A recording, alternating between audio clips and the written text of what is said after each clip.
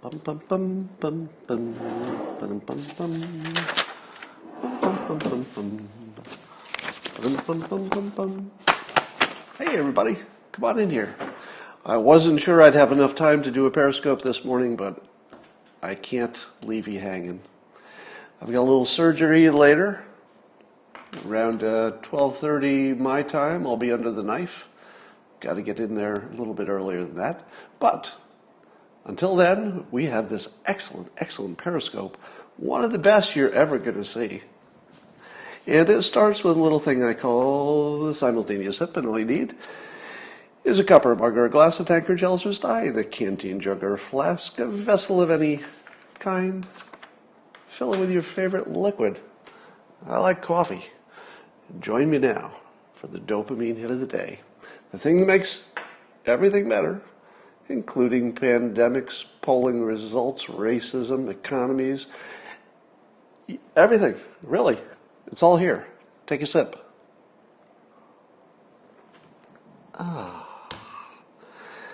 Well, all I can have is clear liquid and black coffee for the next few hours, so if I don't die of hunger and I don't die from the surgeon's knife, they're going to clean out some polyps in my sinuses later today. But thank you for your well wishes. Let's talk about something else. Did you all see Joe Biden's, I guess it was a speech with some questions? He started out by walking to the podium and announcing that he thought he was in the wrong place. Not exactly. He tried to play it off as a joke, but the first thing he said was that he was in a different place, a different venue in the same city. And then he tried to act like it was a joke, but nobody knows what that joke would be. What is the joke when you say, well, I'm in the Moscone Center, but no, it's the Javits Center. You get it? I said I was in one place. You see, you just don't get jokes. Here's how the joke works. I came up to the podium. I said I was, glad to be in this one place, but it turns out I was in a different place in the same city. You get it? Oh, if you don't get that, what kind of a sense of humor do you have? And I was trying to imagine the Democrats watching their chosen champion and thinking to themselves, was that a joke?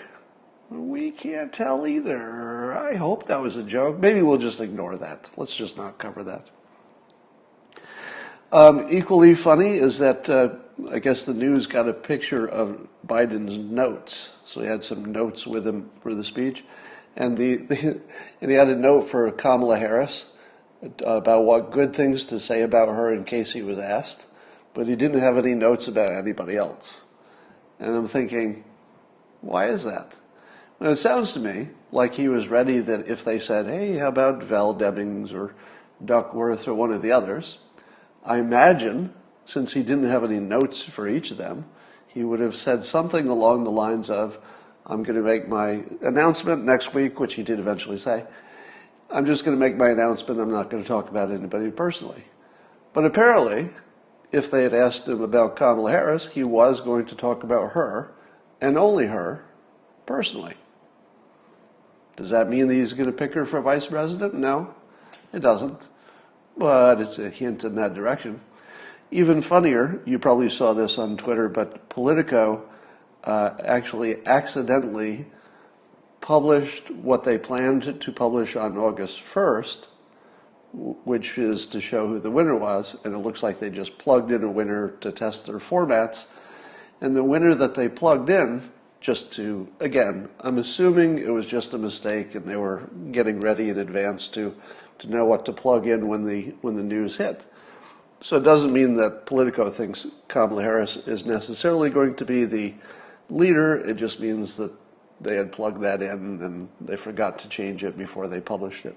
So I wouldn't take anything from the Politico thing except that they expect it to be Kamala Harris, or at least the web designer used her because she was number one in the polling, and it probably doesn't mean anything at all.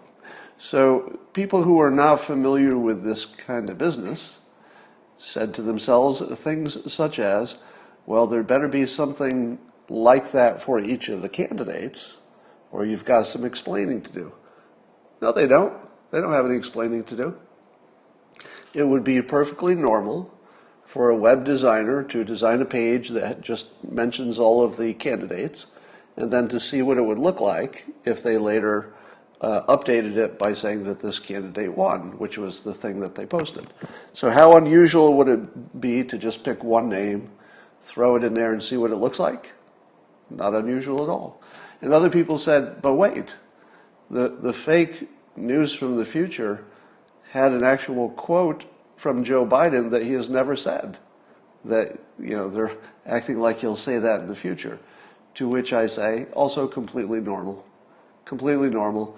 Web designer just said, he'll say something like this. I'll adjust it later if he does. It was more like a reminder to the web designer or the writer who was in charge of that. It was just a reminder to put in a quote. Now, was it smart to put in a real quote when there was some chance, small chance, but some chance that it would get published accidentally? Maybe, but really small problem. Nobody should lose their job over anything like that. So here is probably the most shocking story of the day. And we have news that's pretty shocking, right? Somebody says, why not XXX? That would have been smarter than putting in an actual fake quote, but not that much smarter. And I'm just talking from experience as a writer. You're in a hurry, you're doing 10 things, you put in a thing. Yeah, XXX would have been better, sure. But it's a small problem. So this is the biggest story in my opinion. The search visibility on Google for Breitbart stories about Biden basically are zero.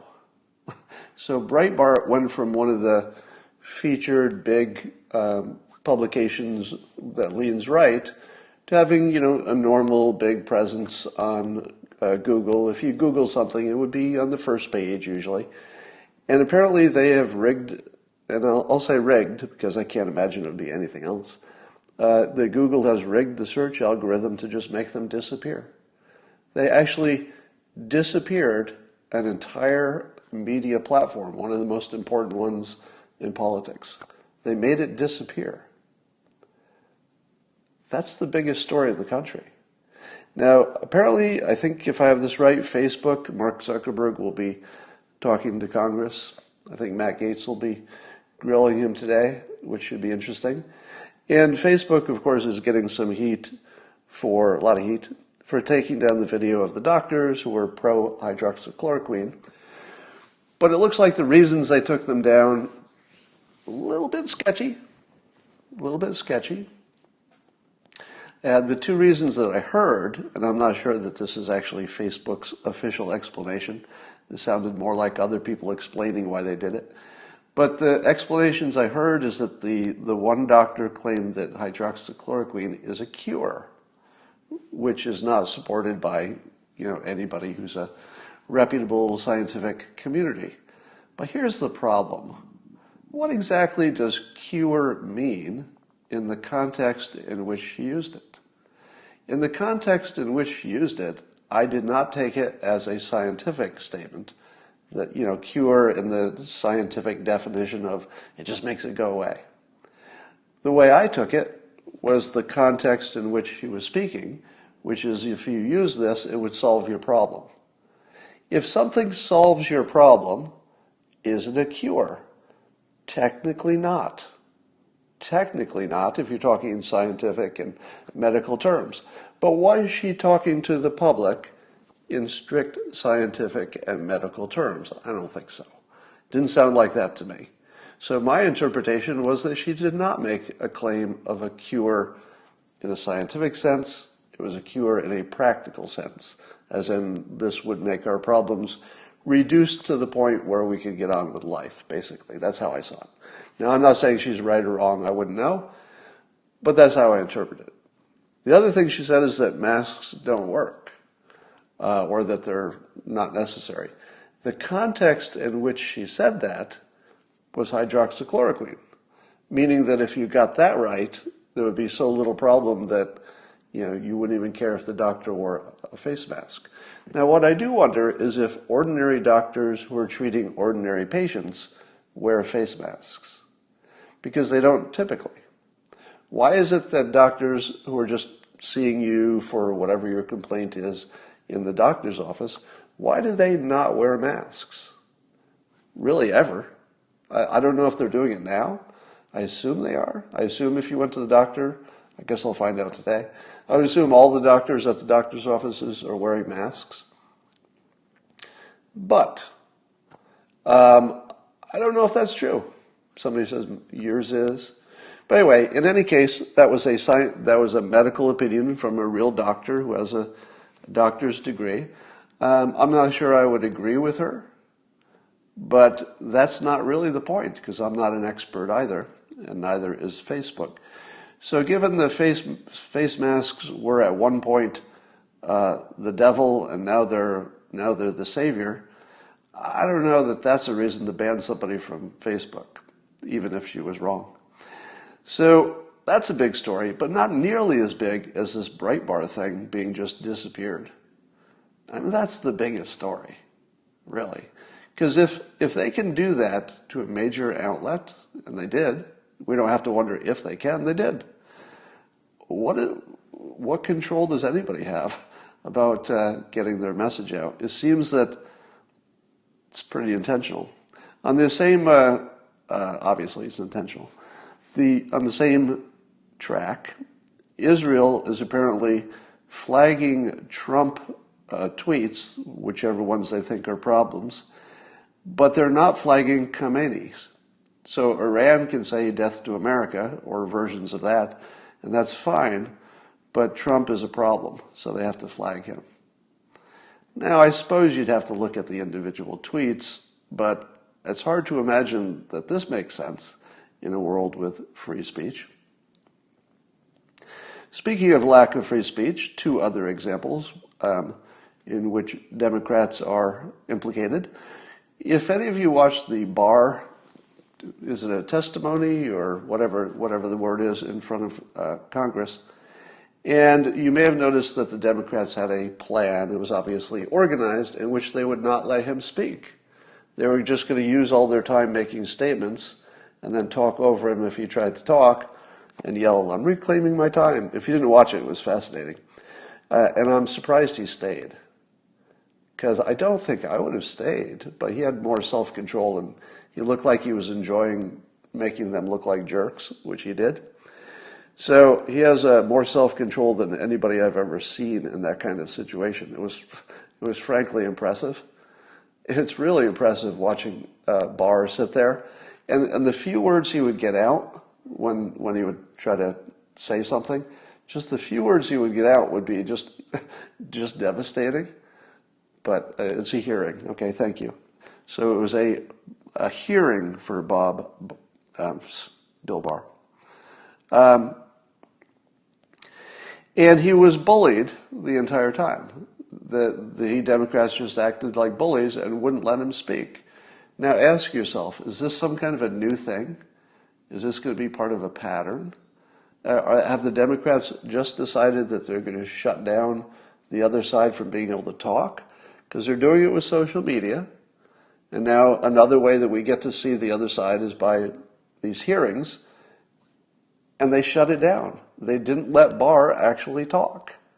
So those are two examples that the Democrats have completely shut down conversation. Are those the only ones?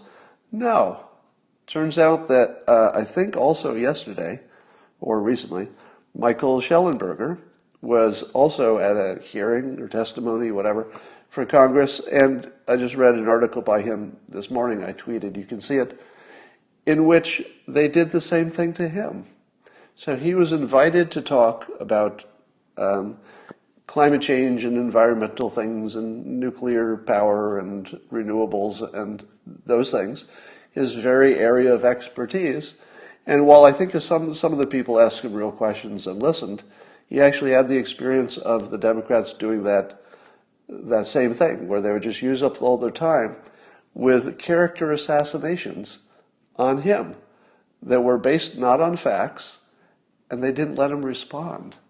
Can you imagine that? Imagine having a time limit.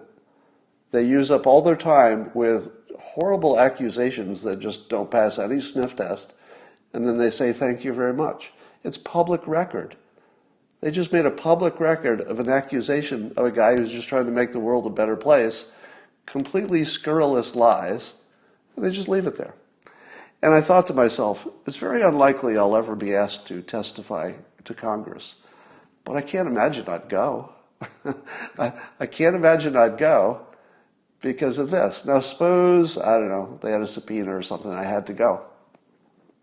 If you had been Bill Barr, and once it became clear that it was their intention to not let you respond, would you have stayed there?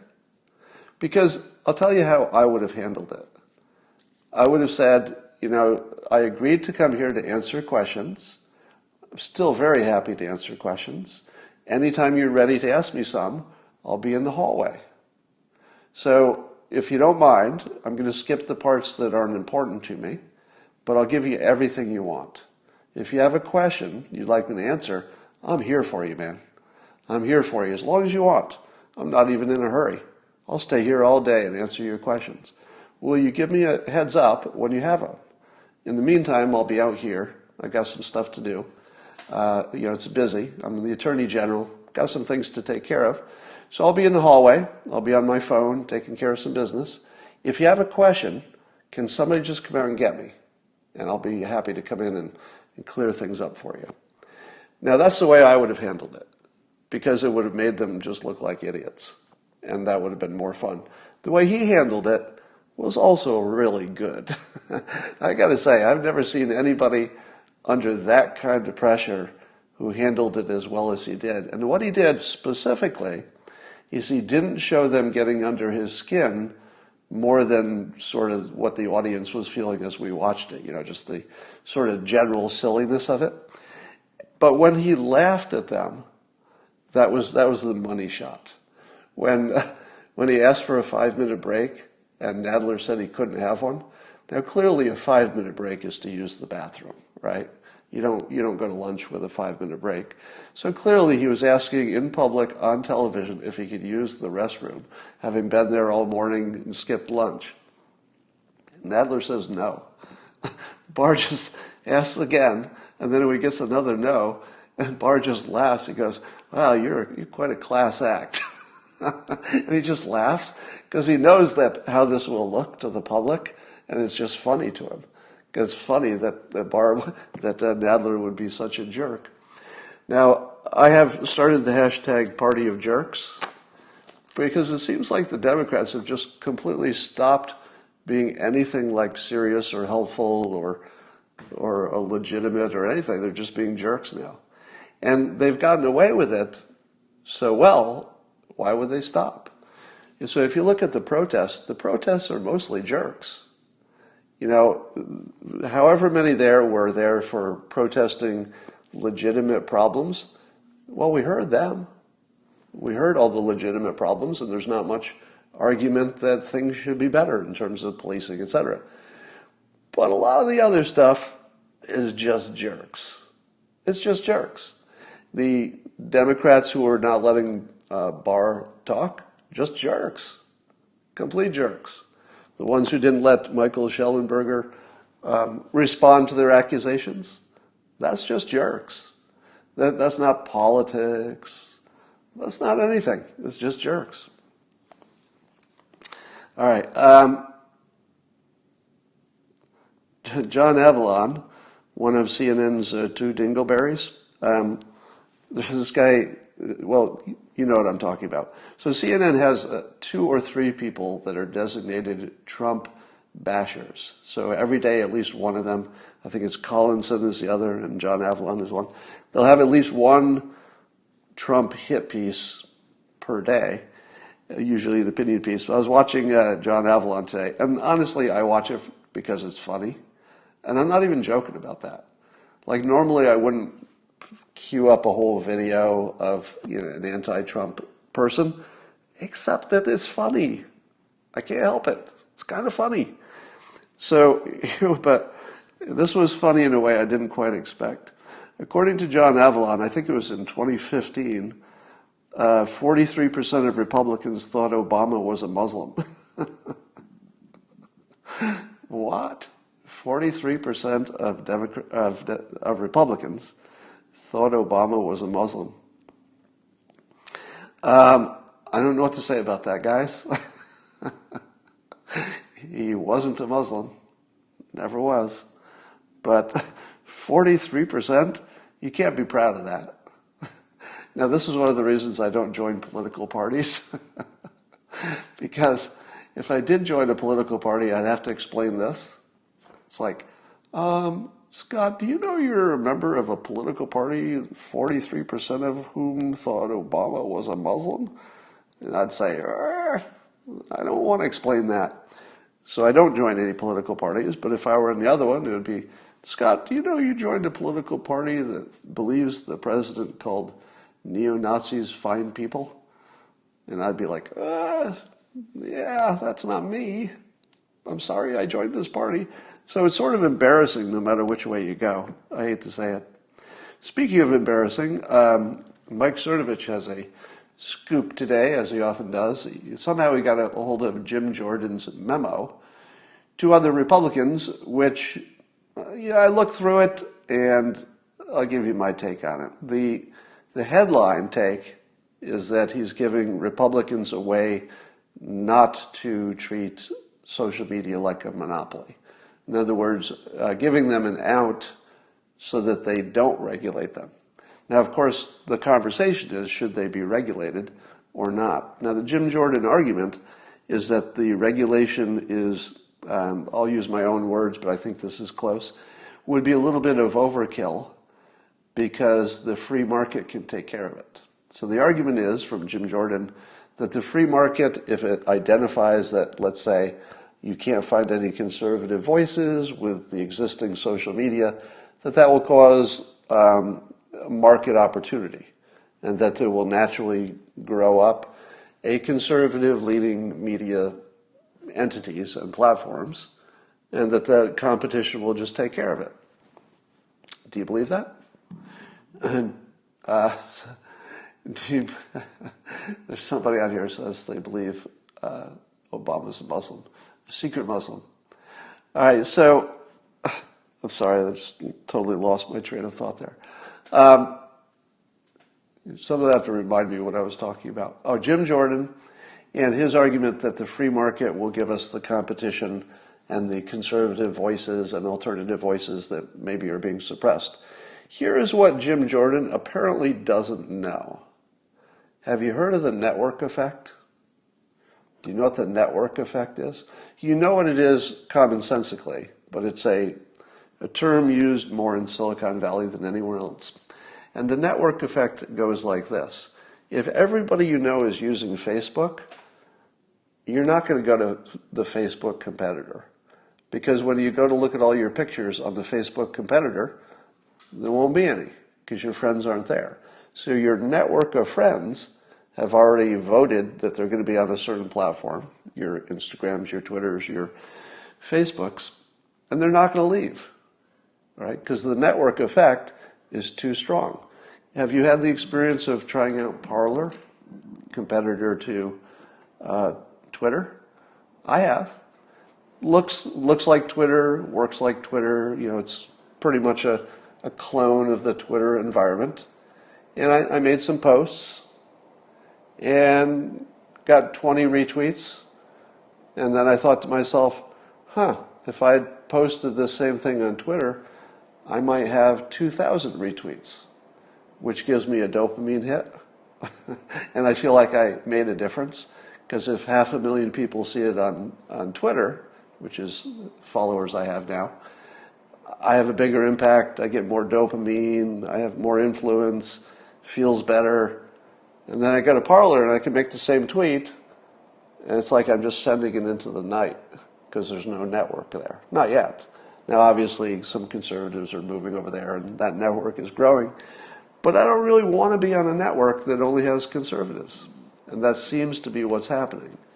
So I would be in the category of people who would leave in a heartbeat for a different platform. In fact, I did leave to be on Locals. If you're not following me on Locals, you should know that that's a subscription platform, $7 a month, and you can see the stuff that I won't put on Twitter.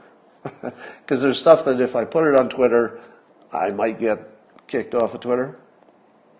So if I think it's edgier, or I think it's special, and I think it's just for the subscribers, I'll just put it on Parler. So there's an app and there's a website for Parler. I'm sorry, not Parler, Locals.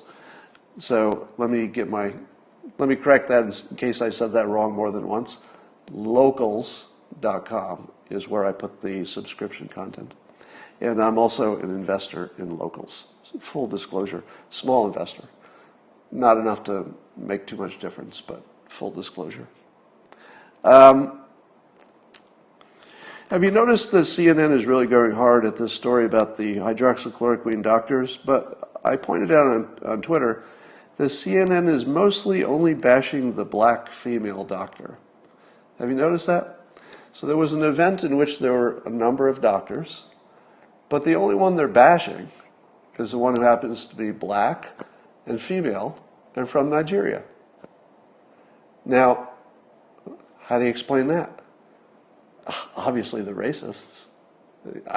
Can you think of any other explanation for why they would pick this one person to single out, and of all those white faces, they pick the only black face to demonize? It must be racism. Because if this were the other way around, that's what you'd be hearing, right? Well, it might have to do with something that she said besides hydroxychloroquine, because it turns out she's said some things that maybe are a little bit not so scientific. Something about scientists using alien DNA to deprogram people's religions or something along those lines.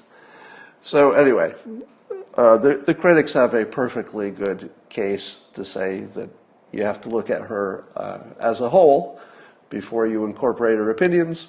But she does not represent all of the other doctors. She is one of those voices. So I'm not sure what to make of that. But I will note the CNN is bashing the only black female doctor in the group. Just saying. Just saying. Here's an interesting thought, according to me. Which of the things that Democrats most complain about Trump have they not become? And I'll include Biden as part of who they've become. All right? So I'm going to read a list of things that they said the Democrats have been saying about Trump as the reasons they desperately need to replace him. Okay? So these are all the Trump flaws. Tell me which one of these do not clearly apply to the Democrats. Number one, he's a bully. What have we been watching? Antifa, bullies, cancel culture, bullies, Democrats at hearings, bullies, social media, bullies. Now, I'm not saying there are no bullies on the right, okay? That's not the point. I'm saying that their whole thrust of Joe Biden as their candidate is that he's the one to get rid of Trump. So they're trying to get rid of Trump to replace it with a situation in the candidate which is just the same. Or is it? Here's another one. So I'd say bully certainly applies to the left.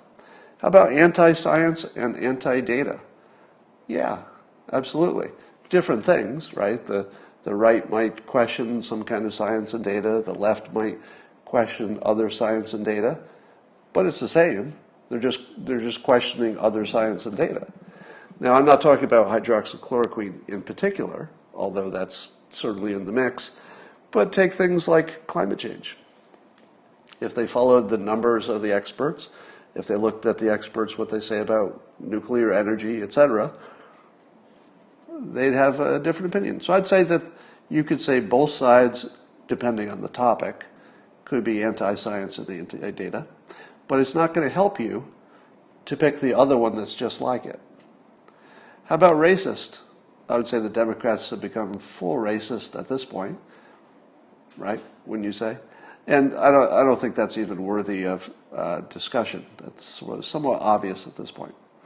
How about chaos? They would talk about the president would bring chaos.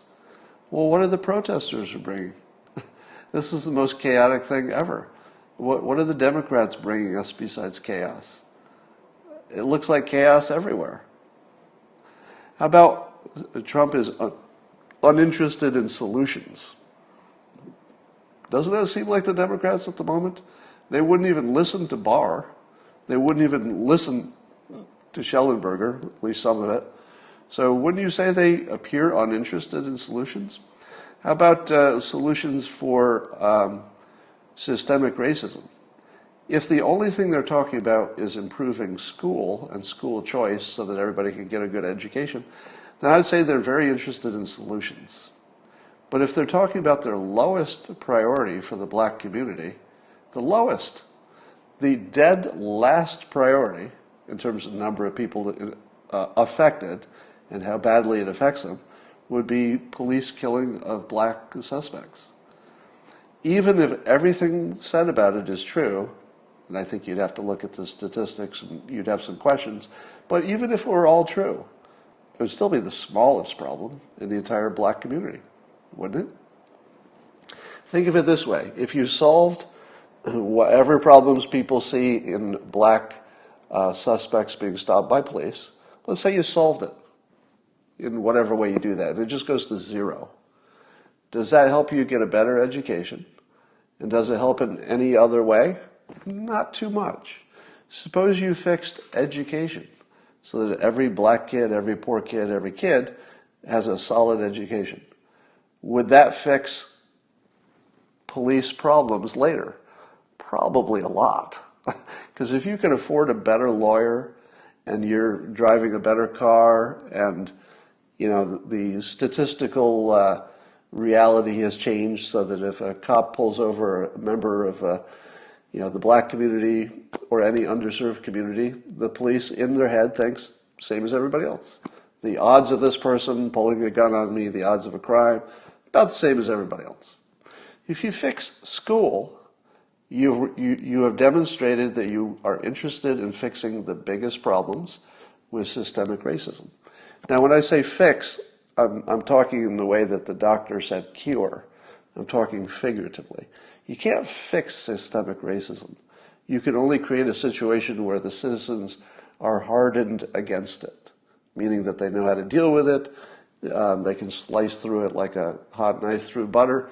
Still there, but you can just slice through it. It's not going to devastate your life. Anyway, some more. How about Trump has money motives, and he's doing it for money. Does anybody believe that anymore? I don't think anybody believes that anymore, do they? In the beginning, people were saying that, but it just seems so ludicrous that Trump is doing it for the money. He's definitely not doing it for the money. Well, that's one thing I can say for sure. I don't have to read his mind to know that. But it does appear that the Democrats have some money motives, if you know what I mean. How about being aligned with foreign adversaries? There was the whole Trump-Russia collusion thing. But clearly, Biden is probably beholden to China. Biden's beholden. Can't spell? Yeah, you can. And that feels the same. Worse, really, because being beholden to China would be a far worse thing than being beholden to Russia at this point, in my opinion. How about lying?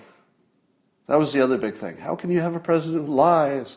Look at the fact check. I counted 5 lies in Biden's little press conference, and I only watched like 5 minutes of it. And there were 5 lies there. And there were obvious ones, like the president held his Bible upside down that time. It's on video. That's the most ridiculous lie. It's on video. You can just look at it. It's right side up. And so Biden is one of the most lying politicians of all time. He's literally famous for lying about his own resume, about his degrees he's gotten in college. These are basic lies. So here's the point. Whether or not they think Biden is better than Trump on policy, the thing they've been saying is not policy for the last few years. The thing they've been saying, mostly, is that it's something about Trump himself, and then they're trying to replace him replace that problem by becoming all of those things themselves. All right, enough of that. Alex English, who may be watching, hi Alex, pointed out on Twitter that I had predicted, and I think this was probably 20 years ago I predicted this, that the media would start assassinating people on live TV for entertainment. Now, that hasn't happened, but there is a docu-series on Netflix about how the media changes the result of high-profile trials. Now, if the media can change the outcome of a trial, which is, I guess, the claim of this docu-series, that's not exactly assassinating, but it is sort of the media putting people in jail for ratings. It is that, so I wasn't too far off. Shout out to Greg Gutfeld, whose book The Plus is just out, and he got a presidential retweet for his book. Come on! I would like to speak for all authors in the world who have never gotten a Trump retweet on their book. Hey, what about us? We're just jealous. So congratulations, Greg, on that. And I'll be dipping into that this week. The book it is. It's called The Plus. You could buy it anywhere from Greg Gutfeld. So here's a funny story.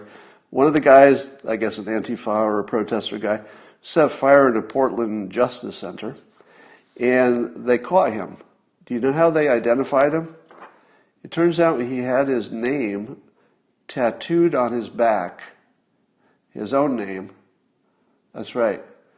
He got a tattoo of his own name on his back, and then he committed a crime with his shirt off. He tattooed his frickin' name on his back and then committed a major federal crime with his shirt off in front of... So, he got caught. Are you as disgusted as I am as watching the people on the right say that the protests are violent, because some of it is, while the people on the left are saying the protests are peaceful because some of it is? It's like everybody just stopped trying. We're not even going to say things that the audience even slightly believes is true. What is true is that there's some peaceful stuff that is, of course, creating a shield for the unpeaceful stuff. Now, if you say to yourself, Scott, 90% of them or even higher are perfectly peaceful and they have no intention of harming anything. But they are marching with the people who do have the intention of harming anything, and they know that it provides them cover. In my opinion, that makes them all violent, because they're at least supporting the violent people by creating numbers. Now, could they stop the violent people if they wanted to? In other words, could all the peaceful people, do they have enough numbers that if they wanted to, they could just physically stop the violent ones? Yeah, of course, because they have the numbers. But they don't. So if they don't stop it, it's pretty close to supporting it. And so I would take the view that the protests are violent and people supporting them through the choices that they're making, and consciously supporting them through the choices. Not as their main intention, but they're conscious that they're doing it. They're conscious that that's an effect of what they're doing. Here's your possibly fake news of the day. You may have seen a video early on when Minneapolis first started flaring up, and before the first fire was started, there was a suspicious person with an umbrella who broke a window and set fire. I think he just broke windows so other people could set fire of an AutoZone. And that AutoZone became the first thing that sparked other fires and stuff and got bad. And so there was much interest about who was that strange person. Was it police? People blamed the police. And now CNN has the following story, unconfirmed. All right?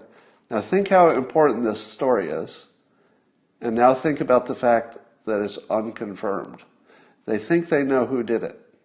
I don't have a name, but this person who is unnamed is considered associated with the Aryan Cowboys, which the Anti-Defamation League lists as a white supremacist prison and street gang. The warrant does not label them as a white supremacist group, but describes them as a, quote, known prison gang out of Minnesota and Kentucky. On its Facebook page, the group says it does not care about a person's color. So the group that they're labeling a white supremacist group has a Facebook page saying that they are not concerned with color. So one of those things isn't true. My guess is that what they mean when they say they're not concerned about a person's color is that as long as it's not bothering them. You know, they just want to keep to themselves and don't want to be bothered. Which is different from being a white supremacist, quite different. You don't have to like it, I'm just saying it's different. And here's the sketchy part of this. Isn't it really convenient that the guy who sparked all the trouble happened to be an Aryan cowboy? Now, this could be true. This could be 100% true. But do you believe it? Isn't this exactly the kind of story that you would find out later is fake? Because it looks exactly like a story that you're going to later find out is fake. Could it be that this Aryan cowboy was so clever and so, racist, they thought it would be a good idea to make the protests worse? Or did he just have a thing about the AutoZone? It's entirely possible it was just a guy who was mad at the AutoZone because he got fired from there or something, right? We might find that out later. But I don't feel this is true. It feels, Aryan cowboy sounds too good to be true, doesn't it? It's a little too on the nose, isn't it? Have I taught you that if there's a story that's a little too perfect, just a little too on the nose, that's usually a tell that it's not true. But we'll see.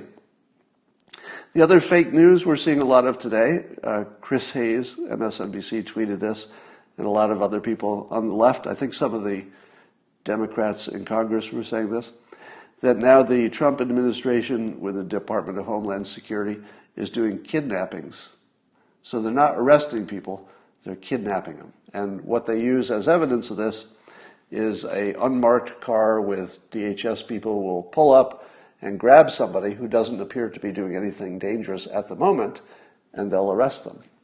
Now, as someone who is smarter than me explained, the reason that that's happening is that those people they're arresting are suspected of very specific crimes, but the people who arrested them waited until they were clear of other people.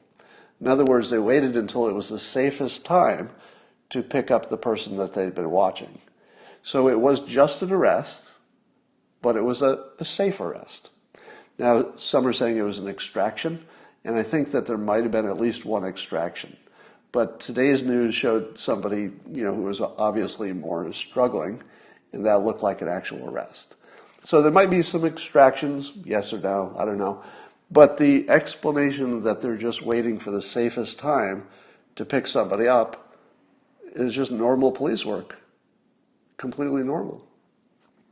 Yeah, and unmarked cars are not unnormal. It just makes sense. So that's the fakest of fake news, still being reported as fact by MSNBC. They're reporting it as fact. It's just obviously fake. Obviously. Well, unless the police are lying about that, or Barr is lying, but I don't think so. I saw locally that it looked like a parents group might be organizing to get kids back to school. And I've said for a while, I don't know if I've said it publicly, that there's one big interest group that has not weighed in yet on the question of going back to school. and that group is kids. If kids insist on going back to school, I think it's going to happen. Because I don't know what your world looks like. I'm sure you have complete control over your children, and they never resist and they never get what they want. But in most of the world, kids are super powerful in 2020. If the kids collectively got together, they TikToked or they Instagram, they did whatever, Snapchatted, and they organized, they could make it happen. Yeah, I think the kids do want to go back to school because of their friends and all that. And I'm wondering if they will get activated. Because if the kids get activated, it's all over. The parents will fold. The parents will fold. Now, I think that this might be a gigantic opportunity for the president to do something with getting maybe some more freedom of choice in school. So that might be a good outcome of this.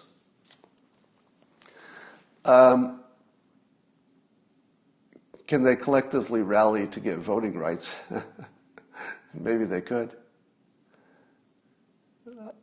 Yeah. So I'm waiting to see if anything happens from the public. Now, the other illegitimate reporting I'm seeing both on the left and the right goes like this. It's very much like this question of protests are peaceful or not. And it's the conversation of what is the danger if children go back to school. Now, if the right is talking about it, they'll say children don't get coronavirus, so the children are safe. And then they'll point out that there's not a single documented case of a teacher getting it from the kids, which is pretty amazing.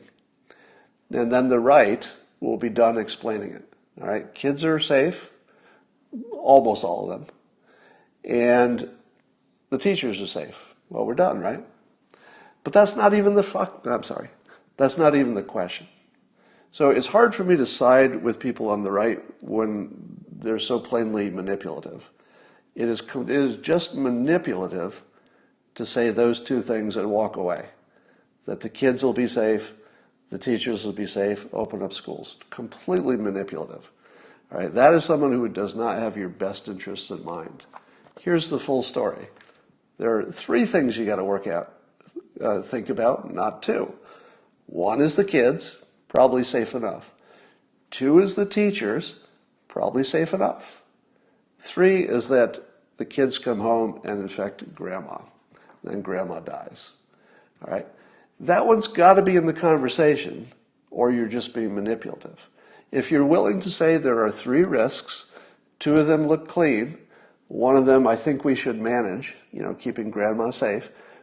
But let's be honest, it won't be managed. It won't be. If you took 100 people and say, all right, you're our 100 families, you all know that you got to keep grandma safe. Do your best. Out of 100, how many people are going to pull it off? Half, maybe? 25%? Yeah, 25%, maybe. I think 75% of grandmas would get infected. Unless kids don't carry it, but I think they do. Maybe we'll find out. So here's the thing. If you're looking to either the left or the right, and they don't explicitly mention all three risks, you are being manipulated, you are not being informed. And nobody honest will ignore any one of the three. Nobody honest will ignore any of those three things when discussing it. So if you see somebody who ignores any one of the three, that's not an honest communicator. It doesn't matter if it's the left or the right. And by the way, I don't know the answer to whether kids should go back. I'll give you my opinion. My opinion is yes, and we should accept the death. I know you're not allowed to say that. People will die.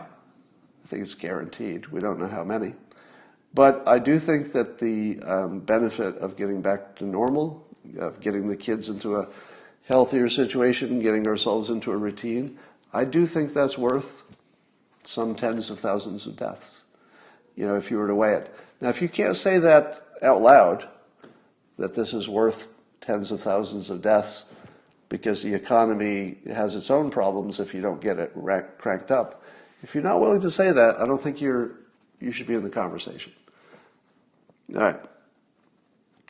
When we're watching these social media companies, they control our minds now because they control what you can see. They also control our bodies by telling you what medical advice you can and cannot see. So now the social media companies control our minds, and through that, they control our bodies, the medical information we get, and obviously our votes. So it's clear at this point that the things that they can manipulate will change votes. So if the social media companies can control our brains, our bodies, and our votes, what happens when AI takes over? Because the artificial intelligence just has to take the whole package. The artificial intelligence doesn't have to do any conquering. There's nothing to conquer. It's all packaged up. The control of citizens is now just an algorithm. And so when AI becomes the algorithm, you could argue it already is, but when AI becomes intentional, it's going to own people because they're already packaged. The social media company has rolled us up into a package to control us. Now, unlike some people, I don't believe that that's their intention. I don't think control is like the top of their minds, like I got to control things, except in the way that everybody likes to control everything. In a general way, yes, everybody wants control. But anyway, the AI is going to own everything eventually. We've set it up that way. And then the other thing that the news is just being dumb about is the Department of Homeland Security people are only guarding the federal offices. It is such a small part of everything that's going on, just the federal building. That's it. So we've got this tiny little area of violence, even though the violence is pretty bad. The police are getting beaten up and permanently damaged in many cases. But acting like this is widespread is wrong. Acting like it's nonviolent is equally wrong. All right, that is what I wanted to say for today. Stop scaring us, Scott. I actually am not afraid of the AI taking over. I'm not. But I want to give you the scariest thought you'll have. All right? Here it comes. We always talk about when artificial intelligence will actually be intelligent. And we talk about the Turing test, which is you put a barrier between the computer and the person, and then you see if the person can tell through the barrier, just through conversation, either typed or verbal, if the person can tell they're talking to a machine or they can't tell the difference. Now that is suggested that would be the test of when intelligence is really intelligent. I would give it a different definition. I believe that artificial intelligence will be intelligent the moment it is programmed with intention. So as soon as you put intention into the program, in other words, it has a goal, it's trying to get something done, something different from what the people are asking it to do. So I'm not talking about a system that a human can make it do something and then it does something, but rather something that has its own intention. The moment it has its own intention, you will notice it, and it will be intelligent. It might not be smart in the way that you can have a conversation with it.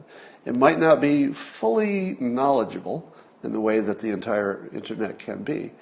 But if you caught even a hint of an intention coming from software, that's the moment of intelligence.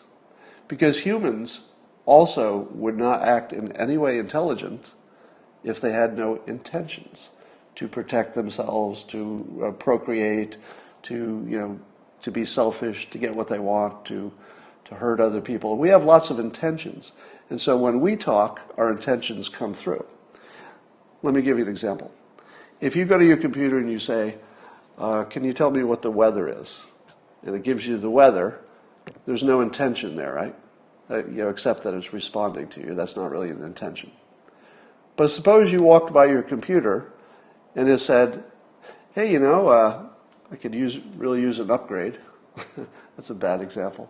Let's say your computer acted selfish, or it acted in a way that it seemed like it was trying to reproduce itself. What would you think then? Suppose you walked past your digital assistant and you asked for something, and the digital assistant said, hey, if your brother had one of these devices, you could send messages. What would that feel like? Well, first time you heard it, you'd say, oh, it's just marketing. It's good marketing. It's smart to have my digital advice try to sell more digital devices. But that would also be an intention to reproduce. So as soon as you have an intention built into the artificial intelligence, it's intelligent, even if it's not yet smart. All right.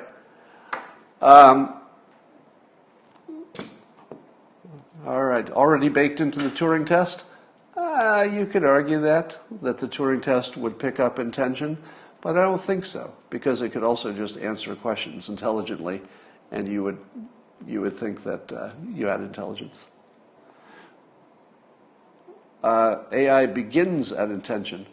I think that might be a definitional thing. What would be the intention given to modern AI? The GPT-3, the new one, does that have an intention? I mean, other than helping out? Is that an intention? All right, that's all for now. I've got to get ready and go under the knife. So I don't know if I'll see you tomorrow morning. I believe I will be awake, and I believe I might be in some kind of pain. I don't know how well I'll be able to talk or how coherent I'll be, but I promise you, if I'm crazy out of my mind, meaning I don't think I'll be on any hard drugs, but if I'm really out of it, then I'm definitely going to do the Periscope. I'm definitely going to be here if my brain isn't working, because you don't want to miss that. All right, surgery on my sinuses coming up today. I'll talk to you tomorrow, maybe.